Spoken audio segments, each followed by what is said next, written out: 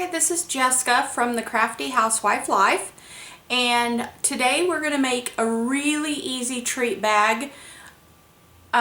These don't take very long. They're really simple. I had to make 52 of them, plus then I had to make for 3 teachers, so I wanted something that was handmade but still really easy.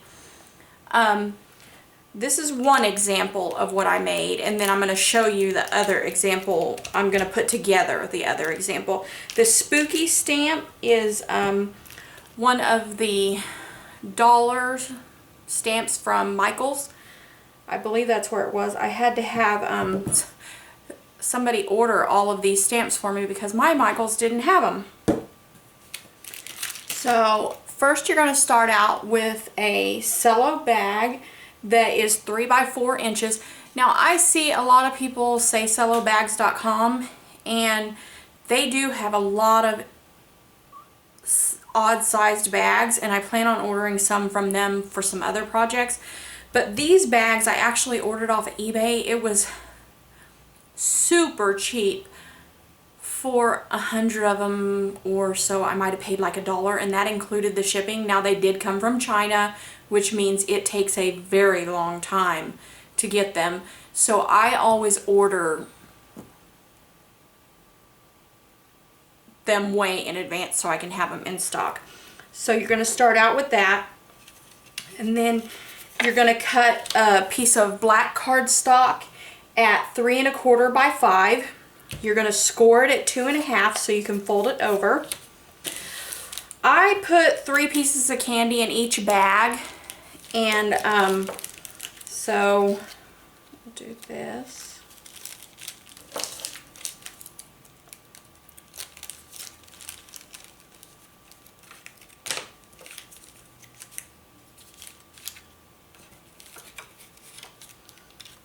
And then we're going to staple this on the top of the bag. Just 1 second, I forgot my stapler.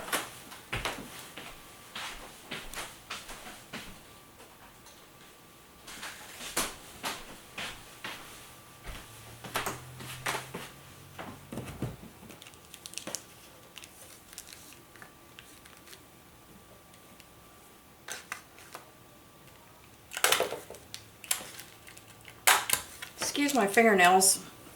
Polish doesn't last longer than a day on me. And then you're going to cut some patterned paper at 3 2 1/2. I'm going to use my ATG gun to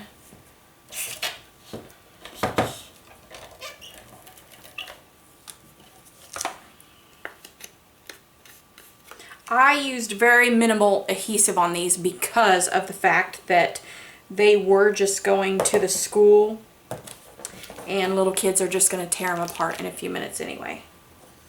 And then this is the little stamp that I used, and it's also from the dollar bin at Michael's.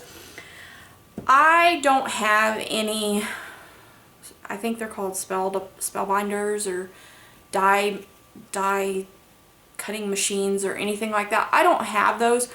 I have a cutting machine, and then I have a program that I use that I can make just about anything I could possibly want in it, and then I send it to my machine and it cuts it.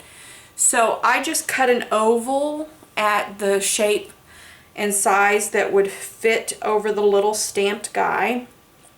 And then I made a little scalloped oval to go behind that. And I just sized them to whatever size of stamp you have, or if you're using a die cutting machine. I don't know if what I'm doing is called a die cutting machine, or if those spellbinders dies things are different. I have a machine that cuts anything I want, so I don't really know that part of it. So I take this little guy, and I stamped him on one of the ovals, and then I placed him on the back of the oval, and then I colored him in, and I don't have Copics. I wish I did. I kind of want them, but then I'm afraid to spend so much money on something that I may not use that much. I'm not a big, I don't know, I like the cutting and I like projects more than I like a lot of stamps. So, I just don't know about buying Copics. So, I started out, I painted his little square on his shirt orange, and I'm just using Sharpies because that's all that I have. Then I made the inside of his boots slightly different color purple. And then I color his shirt.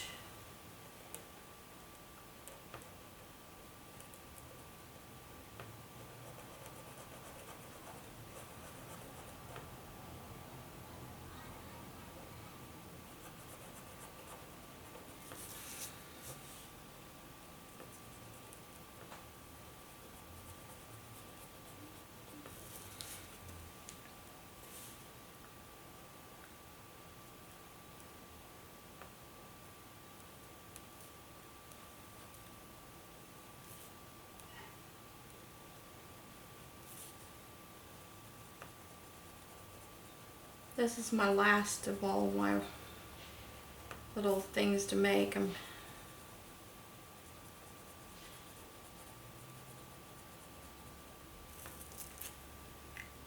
And then for the little face, because I wanted him to have a little bit more dimension, I guess, I used my watercolor pencils. I was going to use watercolor pencils for the whole little guy, but I've been in nursing school this past year, and I was really sick, and between that and nursing school and kids, I couldn't craft a lot, and my kids kind of took over all my supplies. So when I got back into wanting to do something, a lot of it's messed up or just gone. A lot of my pencils are gone. So I just roughly, like underneath of his eyes, his lips, his little fat chin. And then I take my brush, brush him out.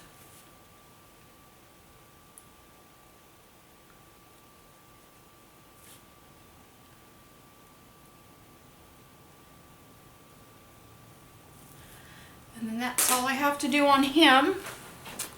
And then on my little piece of paper here, I forgot. I shouldn't have glued that down yet. On my little piece of patterned paper, I have this little ribbon. It's also from Michael's. It was on a special bin outside clearance. I take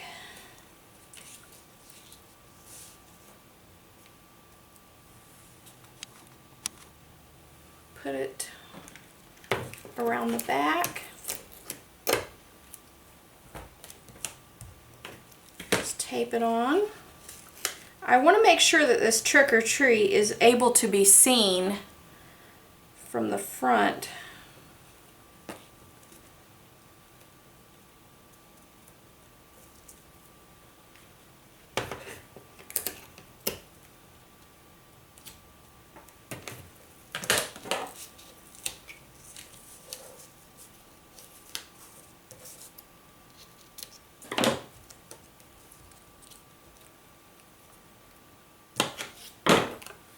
So then once you have this on like that, you got this over to the side, and then I tape it to the, and then my little guy, I just put him on some pop dots. I buy the cheapest ones I can find anywhere, and I really, these are for kindergartners. They're not going to care, really. I guess this is more for, the little cute design treat bags are more for the adults. The kids are going to eat them, of course, but they're going to rip it apart in 10 seconds. So then I just popped out of the little guy on there like that. So then I had two different styles. I used some different patterned papers. The patterned papers were actually, I think, from, this is the same paper just flipped over for this card. And I believe they were from Hobby Lobby. About, I was in nursing school for a year, so I'm going to say about almost a little over 2 years ago. So, well, it would have been right at 2 years ago, I guess, because I bought them Halloween season before I started nursing school. So, actually, that's 3 years then. But I hope you like these. This is, of course, is my first video on how to make a craft. I craft all the time, but I've never recorded it.